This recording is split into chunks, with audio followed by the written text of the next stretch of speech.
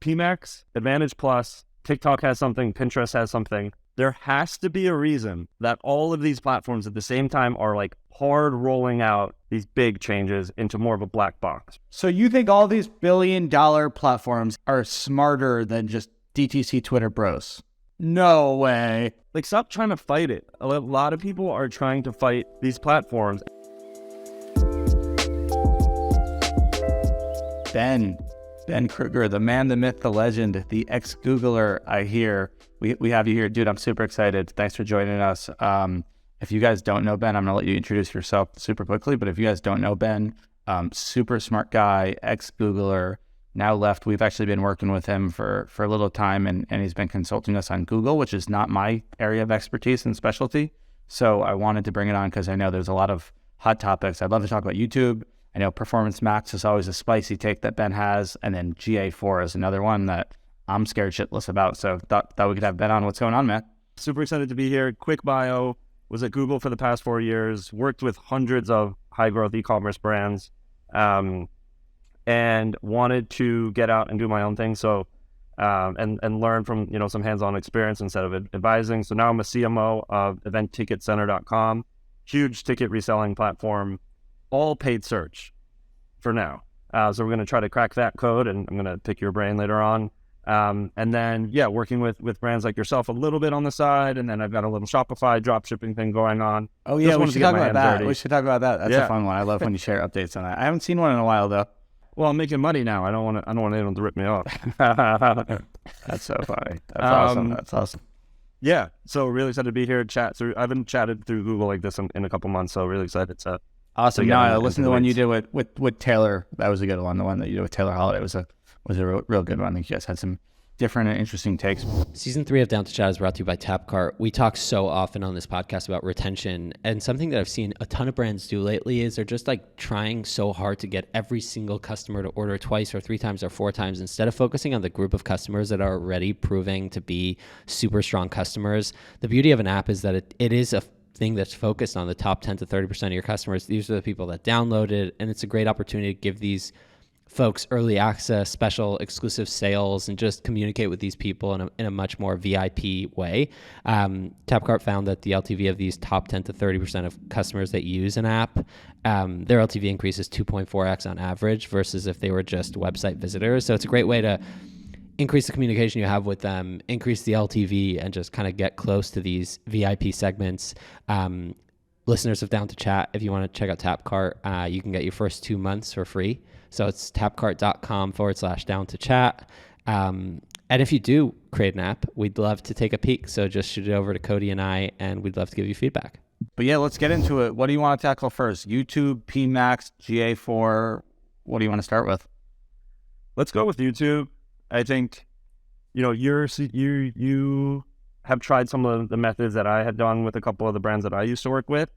And I think just to start, like, my approach when I was at Google working with brands like yourself was I would constantly just have conversations about trying to grow through demand capture on search and shopping and now PMax, and costs are always going up. You're saturating a lot of the market. And once you've built out a really good structure, there's not like too much you can do, right? Like there's only so many new keywords or new like campaigns that you can whip up, and it really just becomes about so much demand that's already there that you can capture. Right. Unless you're eventticket.com, unless you happen to be in a category where there's a ton of demand. 100%. And in e-com, it really shifted more towards like, let's work on your unit economics and find you the right ROAS target to make sure you're actually driving the most profit from this channel as you can. Less about the campaign, more about the bid strategy. Okay. And I started to realize that, to your point, like there's only so much demand. We got to go generate and find more. And that's where I work to help these performance advertisers move up the funnel. Of course, the hardest thing to do there is that it's very difficult to measure. I think that the things that are going to grow your business are inherently very difficult to measure. So you kind of just got to bite the bullet and do it. And then I came up with a few proxy metrics to help simplify this, right? Everyone was so good at search. I wanted to turn YouTube I wanted to find a way to measure YouTube that could be similar to search. So we came up with this value of a brand search. where I would look at, for every 1,000 searches, here's how many people click on your paid brand ad. Here's how many people convert. Here's the AOV. And let's say the value of a brand search was $4 for a given brand. I would then say, let's try to drive incremental brand searches for less than $4. And you can start to see some ROI and some profitability from that. It just helps like pare it back down to what they're really used to and get them excited about brand search, which is something that you can measure in a few different ways, but it just simplifies it. And I feel like CMOs of big brands or whoever can get that concept and grasp that concept. And then everything just becomes about, let's try to drive more brand search. That makes sense. I remember when I was working at another brand a few years back, and I did a call with a Google rep a few years back, and they're talking about just Google strategy for us and overall YouTube strategy. Like I again, I was way younger and dumber at the time, and I was asking about like what do they think our ROAS would be on YouTube, and they're like, well, it'd probably be like a 1 at best, like probably like 0.5, but like you get impressed. And I just couldn't fathom that. I was like, no, like that's losing money. Like we can't lose money. Why would I do that if I get a 3 on Facebook? And this was pre-iOS. So I was like, I got a 3 on Facebook. Why would I ever do a 1 on YouTube? And like, granted, it probably wasn't the best. It wasn't an 8-figure business at the time, so it probably wasn't the best use of our budget and funds to be doing YouTube because I don't think we scratched the surface of what we were gathering. I think Facebook is probably a mix. I think everybody thinks Facebook is demand creation, top of funnel, and I don't think it truly is. Like, especially, it depends at your size. I think it's a little bit of demand creation, and I think it's a little bit of demand capture. For example, let's say buying men's boots, and I go and I want to look on a certain site for men's boots, and I go Thursday boots, and I don't buy, I'm going to get ads for 3 other men's boots brands, right? So like that's kind of demand capture in a little bit.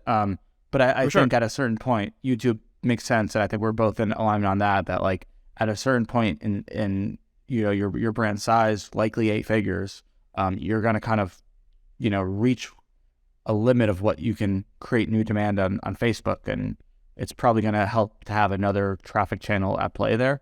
And YouTube can 100%. Be a great one, but the difficulty is just measuring it. And that's one that we're still trying to figure out, and we're working with you and working with, we're onboarding with this tool House to help do some of this incrementality testing. So would love to talk about that. But before we kind of talk about how to measure it and stuff like that, like why is YouTube so effective? Well, one, it's the second largest search engine in the world, just point blank. Yeah. Right. So to your point, like, yes, Facebook's great, but why not get into a huge other channel?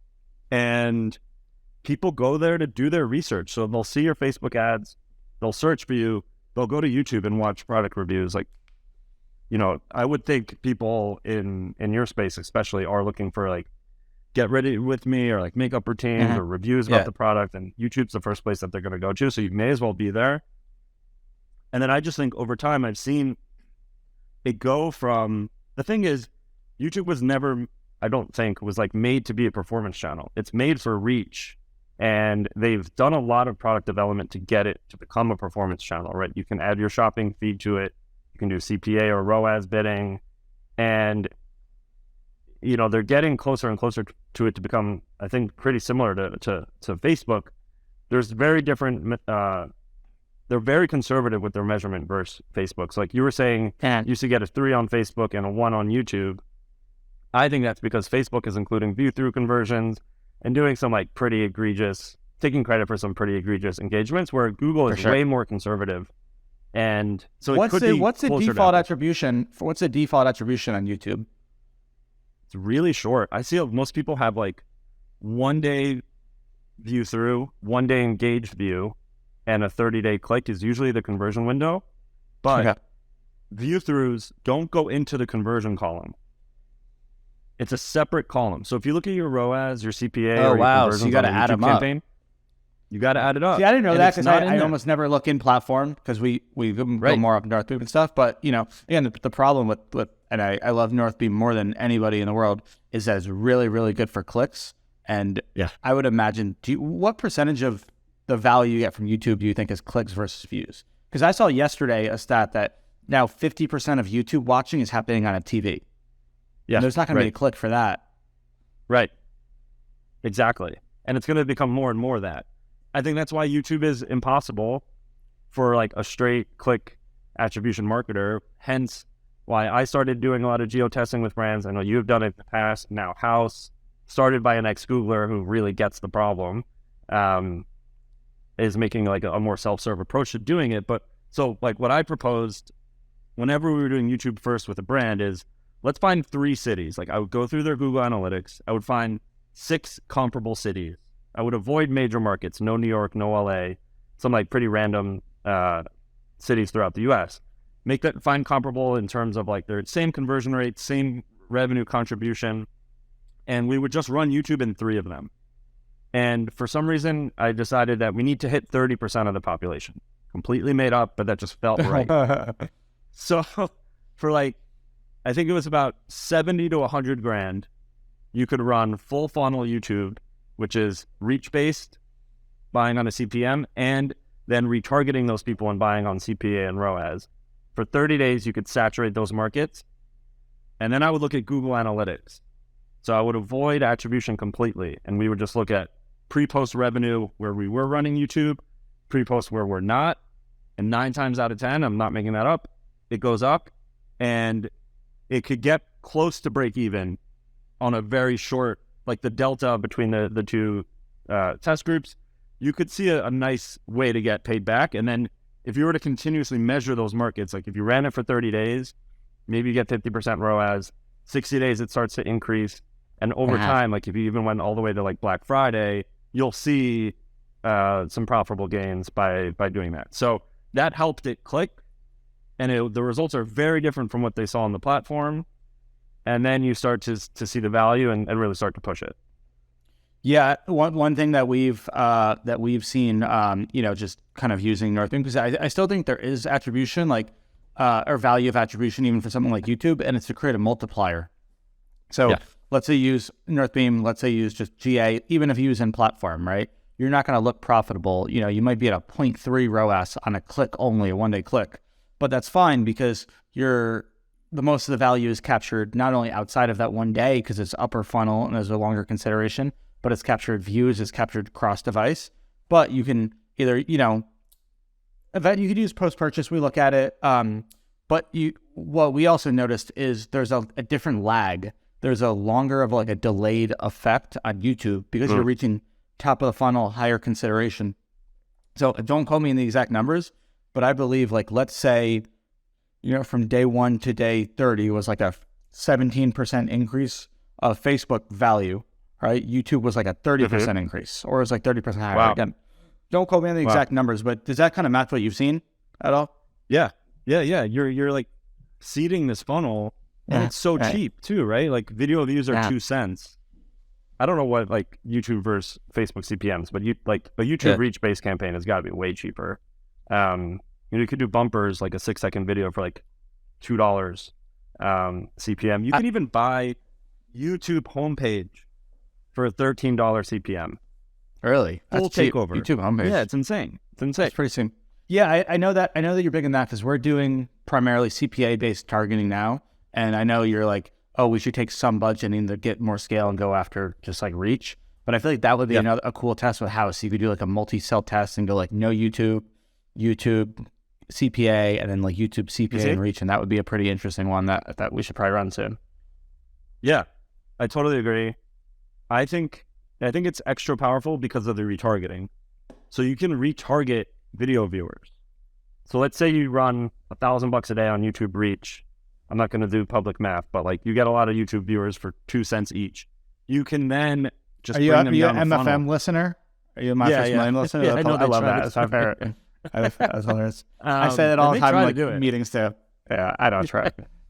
I'm not going to embarrass myself. So yeah, it's really sophisticated, which when I used to sell Google ads is really annoying because it's like a lot of work analytically explaining it over and over again. But at the same time, for someone like yourself or me now on the brand side, like you have all this sophisticated tools. It's actually great. There's a moat now. Like YouTube is really hard to crack.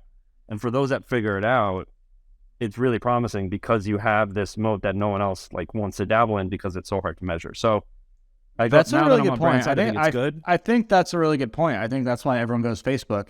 I do think Facebook is most effective for most people, but it's also the easiest to measure, and that's their moat. And I do think there's a little bit of a moat, or a little bit of a, I don't want to say it's an arbitrage thing, but maybe there is a little bit. If you can crack podcast ads, or you can crack CTV or something like that. Not that the CPMs are any cheaper on TV, but like there's probably some value to be had there. There's definitely scale. I mean, right? Like I feel like YouTube, like, so for example, like TikTok, Twitter, like there's no scale there. You got to like 1K, 2K a day, and you're like, I'm done. But YouTube, it's infinite almost, it seems like, for the right brand. Yeah, oh, really? It really is. Yeah. And you can, the more you spend, you can get all these incentives from Google. Like they'll give you like credits, they'll get you production credits. Like you get more and more, and you'll get. We got to start spending more. We haven't got any of that ask yet. your Google reps for like DVIPs and stuff, and you'll start to get some incentives. Okay. Yeah. Is there anything specific with the targeting of Google? Like, I'm not as familiar with it as obviously I am Facebook. Like, I know that there's obviously different ways to target, but is there anything specific there that makes it so valuable? Because obviously it's owned by Google and it's the biggest search engine in the world. And like, is there any of the data that makes it into the targeting methods? Talk to me about that. Yeah. Hell yeah. Well, one, you can straight target people who have searched for 5 keywords. Like you can just say people who have searched for these keywords or been to these websites. I think that's, you obviously know they're super high intent. So couple that with... There's probably not a lot of scale there though. There it is. I mean, it depends on the term.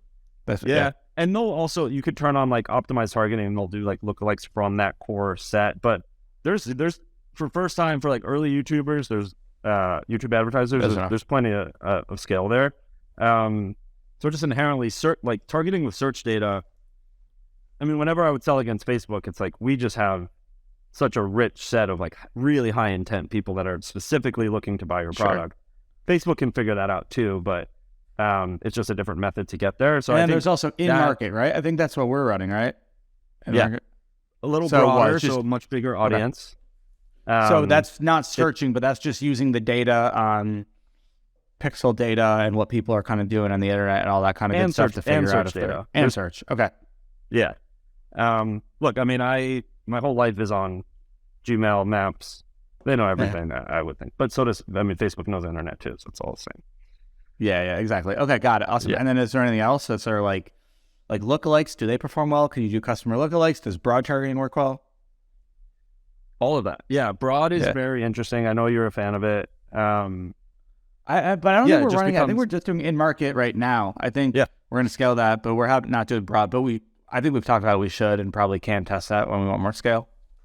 Yeah, but these audiences are huge. Like the in market and like they're huge. So like you may not need to go broad. You could, and maybe there's people in other audiences that would convert.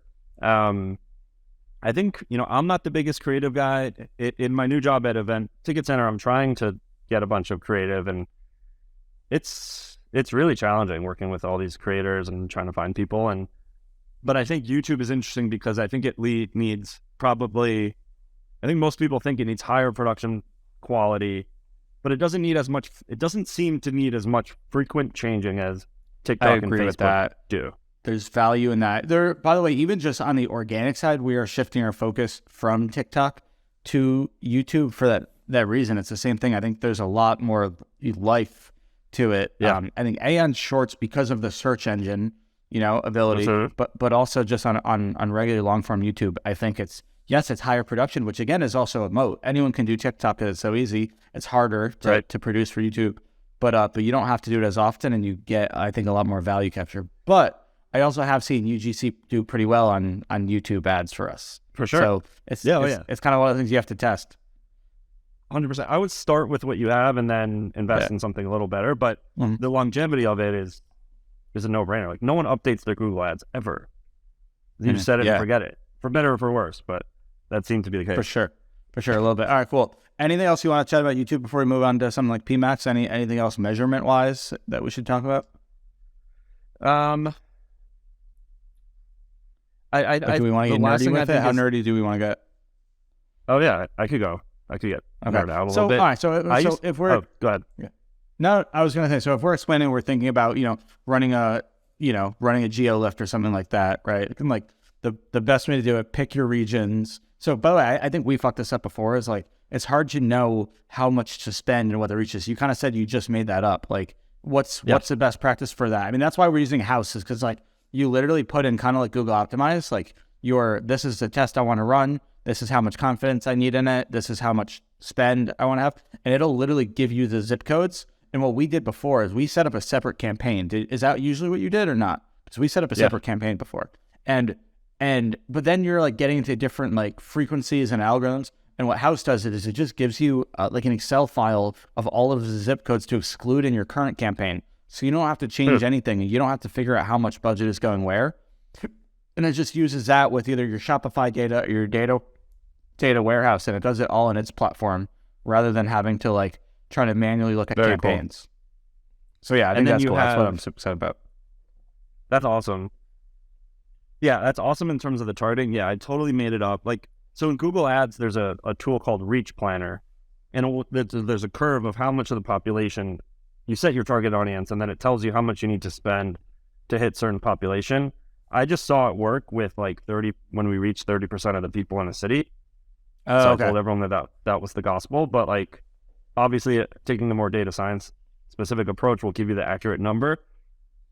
The problem, Google has these tools. Google has sophisticated Geolift tools. The problem is it's expensive, it takes a long time, and everyone's just too impatient and doesn't want to commit like $250,000 to a test. So that's a big test. I like right. So I like to be less scientific, more gut, and that is a lower risk test, less budget, and use all of like, I love that using like post-purchase and triangulating all of these things together to figure it out. You have to be okay with that. I think that's gotten us to where we are. Well, that's gotten us to where we are, which is, and I know somebody like DTC brands that I've talked to is like not even doing tests, and they're just like, oh, I wasn't doing any, and we're doing it, and Google brand search is up. And like, it's not the most scientific test, but like, okay, it's probably that. Like, it doesn't pass up to scientific rigor, but like, well, if you really don't think anything else changed, you can at least have confidence. So that's why we're using all of these, but that gets us to, let's say, 10K a day in spend. And now it's like, okay, I want to get hypothetically to 50K a day. Like, that's where I think I want a little bit more scientific rigor, because I really want to know that it's working at that point. 100%. Down to Chat is brought to you by Postscript. In my opinion, Postscript is the SMS platform built for Shopify brands. To be totally transparent, we just switched at Jones Road to Postscript, and it is the best decision we've ever made. We were on a competitor before, and they started tacking on all types of fees. The platform was not being improved at all. It was just getting really expensive, and the service we were getting was just nothing compared to what we've received from Postscript since being with them. The product with Postscript is just hands down the best that I've ever used. To me, it has the best integrations for Shopify stores of all sizes. It's got the best feature set. The segmentation is the easiest and most powerful. The pop-ups are great. But really the thing that I love is I've never experienced such great service from a software provider. The only time I heard from our previous provider was around contract renewal time. But with Postscript, they've gone out of their way above and beyond to make our program uber successful. And it's really evident that they care about us getting as much value out of our program as possible. So in my opinion, with Postscript, you get the best product on the market, you get it at the best price, and you get it with the best service.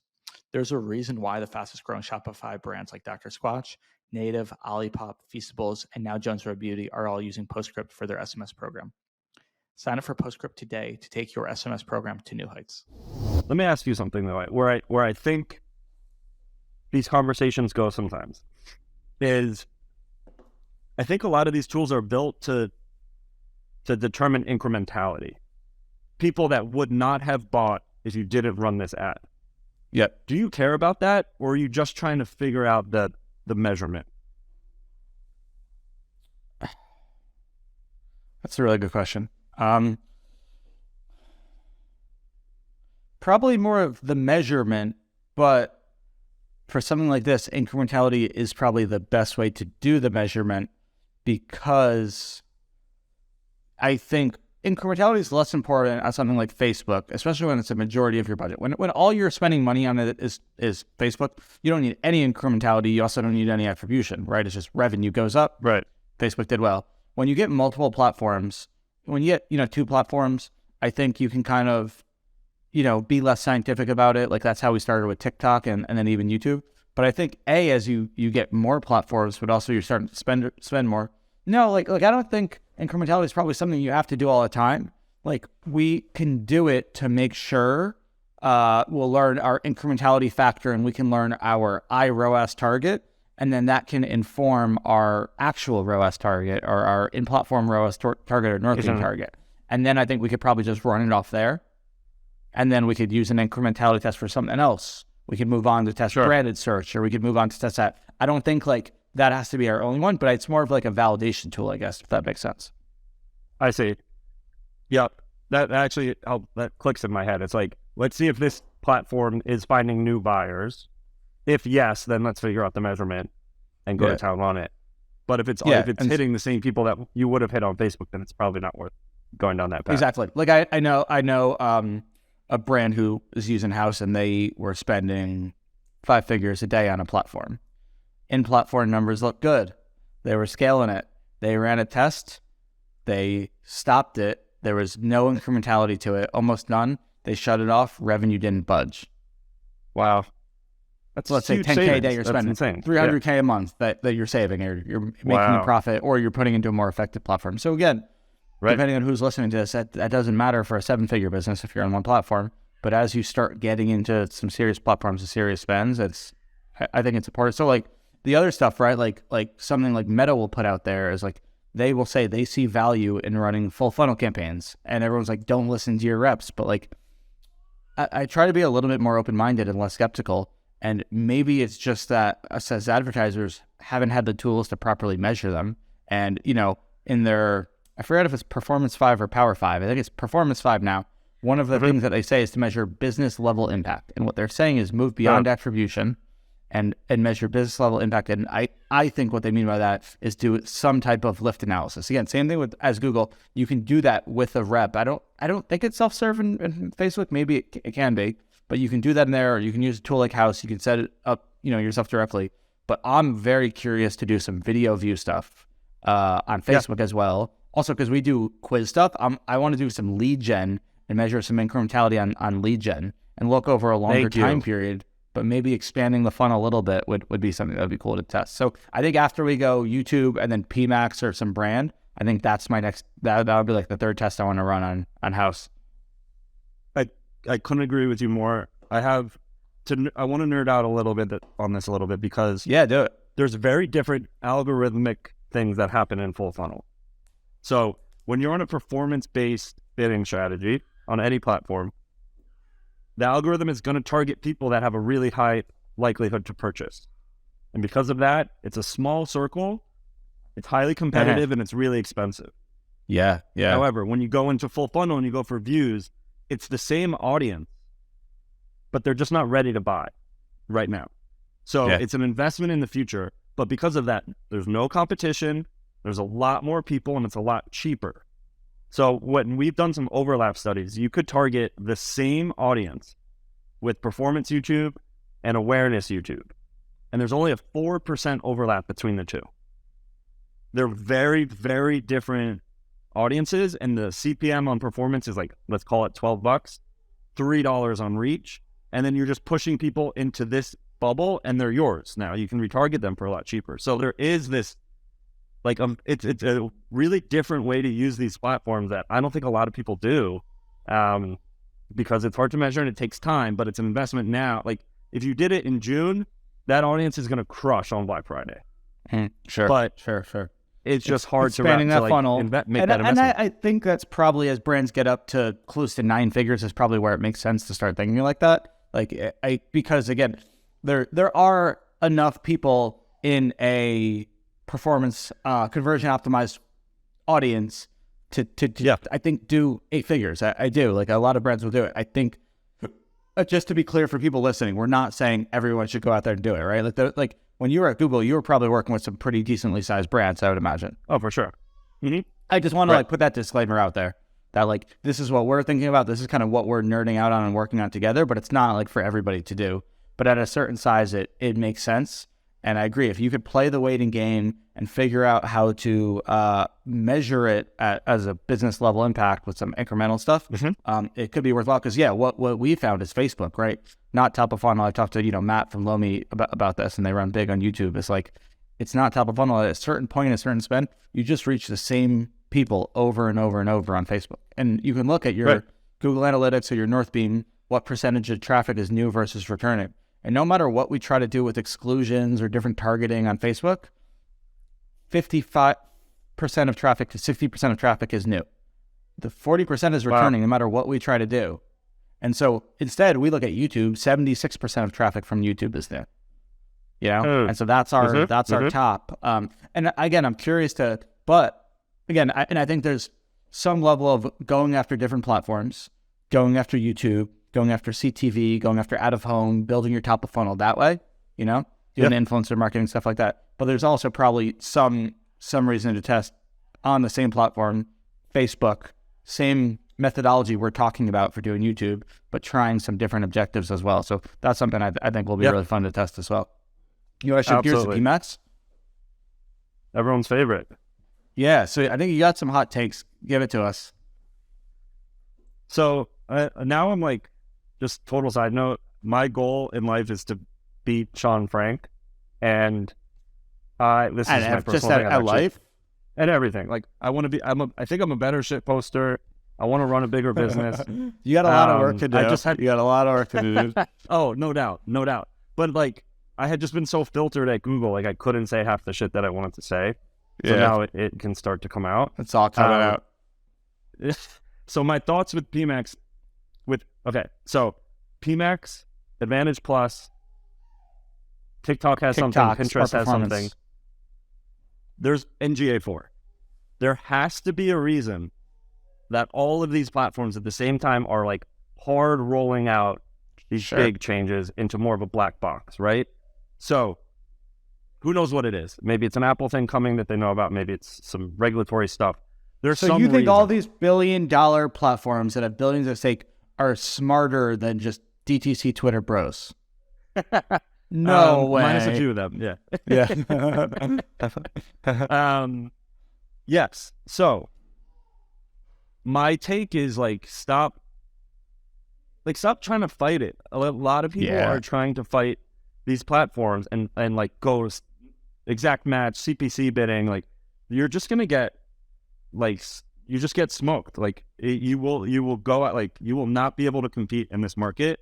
And the brands that I see that really adopt, and Event Ticket Center, we are highly adopted into all of the modern things, and it really works. You just need to trust it and feed more data into the platform. So I agree. I think that's just my take. It's a hot take. Yeah. I agree. I have more knowledge and experience on Facebook than I do on Google, but I agree. I'm leaning into it. I'm excited to chat about some of our performance mech stuff that we've tested together and done it, but I agree. They know something better. Like if I look at Facebook changes, it was like they were recommending CBO and let the algorithm figure it out.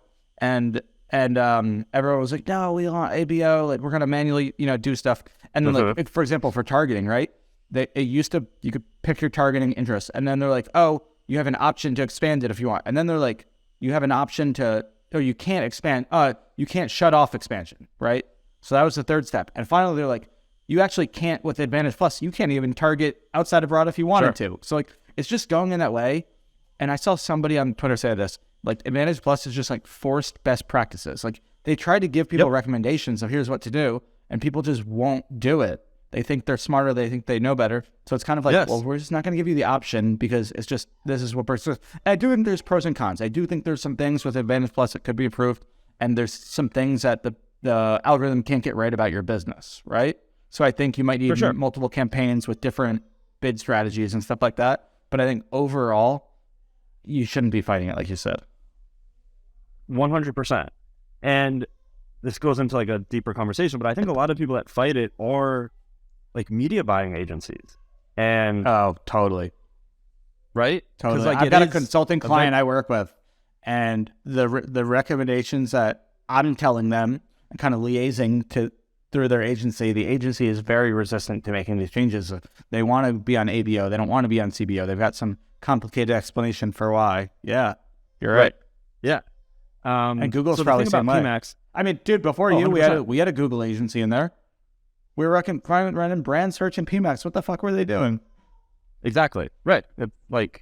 It's easy. and it works, but it's definitely not. Well, no, I won't say definitely not incremental, but it's like not. Yeah. You're not using the platform for what you could be doing it. So why do people like what's the counter take, right? If you're all bullish on it, a lot of people are not loving PMax. What's the counter? Is it that it's branded search and you can't do anything about it? Control? Yeah, but like no one's looking for your fucking brand anyway. Like it's fine.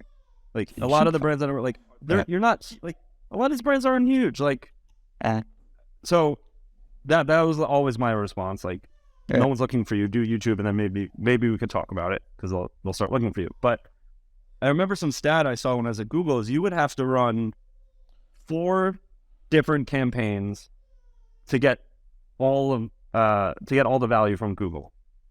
And to your point, people just weren't doing it. They were only doing search, very minimal things, right?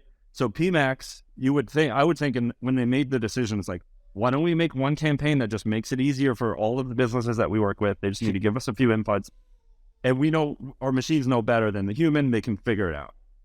So that is like, and like a lot of people think it's an evil thing that like like Google's using PMax to like serve on junk inventory. I was gonna say, I was literally gonna give you that counter take. What's your take on that? I don't think so. No, I think that stuff, if it doesn't work, the algorithm will not spend on it. So just like maybe it goes through a 2-week learning phase and everyone is so impatient. I can't like wait that long, but like let it figure itself out. Give it the right inputs. Like, I don't know why everyone passes revenue into the system. Like pass your margin in if you sell a bunch of different SKUs. Like get the algorithm dialed into where you really want it to be and then just tell it what to do and give it the best assets. Also, here's my take. Even if the algorithm is wrong sometimes, and even if it's going to show some not great placements, it's going to be right a lot more than it's wrong. It's going to be right a lot more than you are. So even if it's wrong and it's got, 5% of your budget going to some discovery or going to some display that's non-incremental or whatever it is, it's also going to be right. And it's going to get you the right opportunities. It's going to put you in audience network or display or something like that more, where you wouldn't have known to do that. So I think it's a net plus. Yeah, I completely agree. When I started at Google I was just going to say, when I started 4 years ago was when they were rolling out smart shopping. So that was like the first move from like shopping used to be very controllable. It moved to smart shopping and everyone was freaking out. It was a very similar vibe to now. And what does everyone want now? Smart shopping. Smart shopping. So, that's hilarious. Yeah. So I know that it's just like a select few people are complaining about it. And then in a year from now, they're going to love it. I feel the same way about GA4. Like, I think people are just like scared, paranoid, lazy, not doing the work to stay up to date on these, like, they're amazing machines. Yeah, like they don't really fight are. it. I don't think we give them. Lean into it. I think we take them. I think we take them for granted. I think we complain way too much. That's why I try to be very vocal about how much I love Meta and how great it's doing. Like people don't give Meta enough credit for. They had their entire business model kind of threatened by Apple and by Tim Cook, and they have done such a phenomenal job counteracting that, building in modeling, building in Advantage Plus, everything that they've done with Cappy, just everything. And Meta ads are ripping in spite of iOS. It's like iOS is kind of a non-issue at this point, to be totally honest.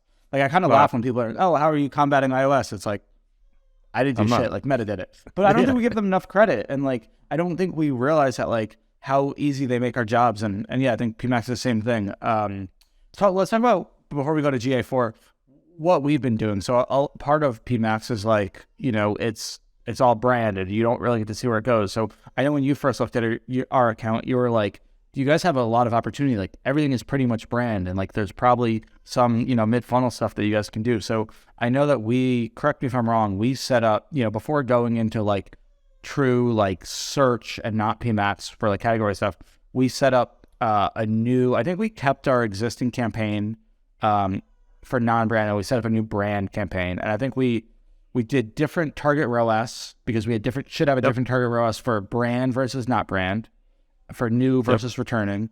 And then we also excluded customers, or we excluded brand. I think we excluded customers and brand terms from the non-branded, correct?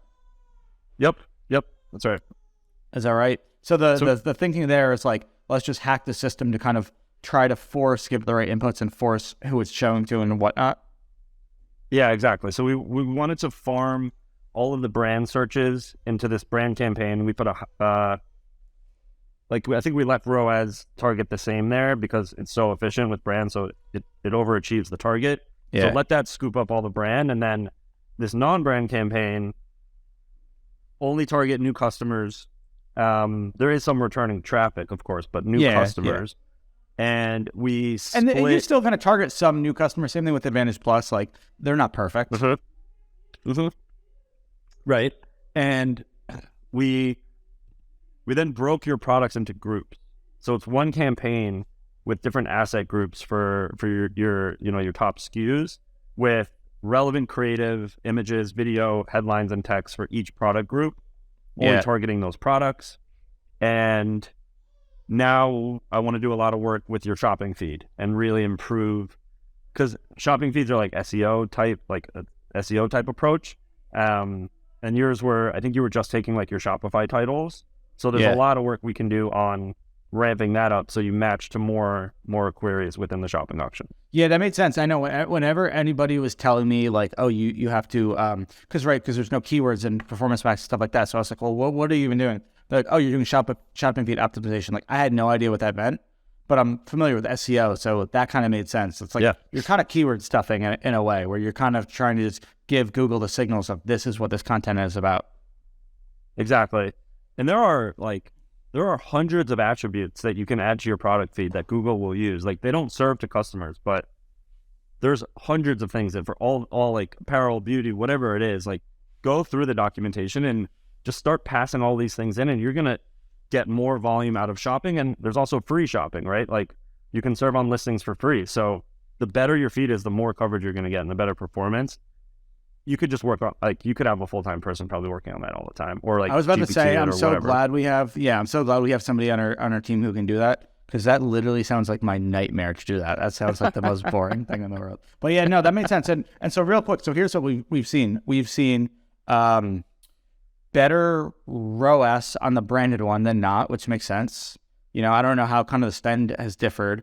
And then what we want to see, and this is, value of a tool like Northbeam, is like, we're able to look and see how many of those purchasers and how much of those revenues from new versus returning customers. So we look at traffic, and things are working as Ben promised and as they should, where our branded, or what we call branded PMAX, again, you're not doing keyword stuff, but it's returning customers much more. It might be like 40% new, so much more returning customers, much more efficient. And then our non-branded is exactly what we want. I don't, no public math, no quote me on the exact numbers, but definitely more new customers. We are less efficient, which is fine. We're not running at like a 5 or a 7 ROAS. We're running that at like a 3, but we're getting, a good CAC. And in Northbeam, we can see, right? Like in Google, you can only see transactions. You don't see transactions versus new versus old. In Northbeam, you can see that, and we can see how many total transactions, which is your normal ROAS, how many transactions are new, how many transactions are returning. And we are driving a lot more new transactions from that campaign than we are from branded. So I feel like that's working as intended. Yeah, I completely agree. And there's plenty more room to run in that. And what I think PMAX is great for all advertisers. And I think there's two camps. There's those that have a really well built out Google Ads account, right? A lot of search, a lot of YouTube, a lot of discovery. PMAX is just going to find the incremental stuff, the things that you're not running on. And then there's others that have nothing built out, and then PMAX is going to do everything for you. So the more you, like, if you think PMAX is cannibalizing or like eating into your other campaign, like if you want more control, start building more search campaigns, more YouTube campaigns, and PMAX, you'll get it to spend less because you're prioritizing your other campaigns ahead of it, that makes right? Sense. So okay, I think you just got to keep building out your account. That makes sense. Okay, that makes sense. All right, only because we got 5 minutes and I got a hard stop at 11:30. Let's talk GA4 really quickly. I feel like you're just a contrarian. I feel like sometimes you just like to have these takes. I don't even think you actually like GA4. I do now, so I'm using it now. Okay, and I think why does everybody hate it so much? The UX is just terrible. yeah, it's a big change, and there's like I'm learning crazy things so I'm forcing myself to use it in my new role. Okay. And we're working with Smart. Jellyfish, is like a Google Analytics provider, and they're teaching me a lot, and things make a lot more sense now. So like when you go into the UI, it's a big change from what people are used to, and Google didn't do a good job of rolling out. Yeah, they didn't do a good job. Like it's using, I didn't know this, it's using different attribution models for different types of reports. I assumed it was all the same, and it's different. And like I couldn't get the numbers to reconcile, but now it makes sense. Interesting. The functionality, the audience building, the predictive audiences, the ability to create like custom events and custom dimensions and custom reports. It's really powerful. I think everyone just likes to hate on new things. Like the Google Ads UI also just revamped, and people are going to freak the fuck out, I'm sure. I think that's just like, oh, did it? I don't go in Google, so it's like rolling out. Oh, got it. Okay. But it yeah, is funny with the Google Ads UI, though. I know this is totally off topic, but like how every other platform is just like, and obviously Google is the first, so maybe that's why. But every other platform is just like, we're gonna copy Facebook, we're gonna copy Meta, they're the best. But then Google's like, no, we're gonna make this shit as complicated as we can. So I'm excited to see what the new UI is. You know, I think I'm just like the worst marketer in the world because everybody's freaking out about GA4, and like I don't use GA that much. Like I use other data sources so much more often. So maybe that's why I'm not like, I think I kind of hate using GA in general. So I'm almost like excited about GA4 because it's like, let me at least take this time to like learn something new, like from the beginning and from the get-go. Love that. I absolutely love that. I don't know. So look, but I'm excited to learn about it. Yeah. I think like the biggest huge improvement is Google Analytics was only last click attribution forever. And now it's multi-touch. Like you can see full conversion funnels, all the touch points that people are having with all of your different channels, and it's going to assign partial credit to something that was top of funnel and more credit to something that was bottom. Like, and that's default now? That's like default rather than toggling? Yes. Interesting. Yeah, it's so strong, and you can compare different models. Like I think Northbeam still has its place, but this is, you know, if you don't want to buy a tool, this is really strong. Sure. Yeah, that makes sense. So that is huge. And then the predictive audiences I'm really excited about. It's like people likely to churn, people not likely to buy, people really likely to buy in the next 7 days. And you can port those into ad platforms and go hard on those guys. Oh, wow. Okay. So there's like, those are just two off the top things that I'm really excited about. Those are like the main benefits to it, you think? Yes, so far. Of what I'm saying, and the events. So you can make an event for anything. You can make an event for an offline sale or a return. Do you need code? And do you need code to do that or not? Very basic. Yeah. Okay. Very basic code. All right. Cool. I'm excited. I'm excited to dive in and have you give us a quick tutorial because I would love to. It's definitely a big adjustment. The UI is different. I know you have to make your own reports and stuff, so it's definitely a big adjustment. So I do get it. I don't know if I totally agree that marketers are just lazy. I think I trust you on it, and I'm going to dive. Trying to be Sean Frank. Trying. I got to go a little bit more. Yeah, this was great, dude. This was a lot of fun. I really appreciate you making the time. Cool. Ton of fun. Anything you want to plug? Where can people find you? Where can people learn from you? You got a newsy? I got a newsletter. Ben-Kruger.com. A lot less filtered than prior. Twitter. LinkedIn. I'm like more professional on LinkedIn, party on Twitter. That's how it should be. I don't know. Just say what up. Yeah, exactly. Cool. So on Twitter, and then they can find the newsletter on Twitter. Yeah. Okay, cool. Yeah, I highly recommend it. It's got some really good stuff. The ConvertKit Creator Network. You in there yet? Blown up yet? I'm in there. Add me. All I do. Trying to grow that thing. All right, dude. This was fun. I'll talk to you soon. Likewise. Thank you.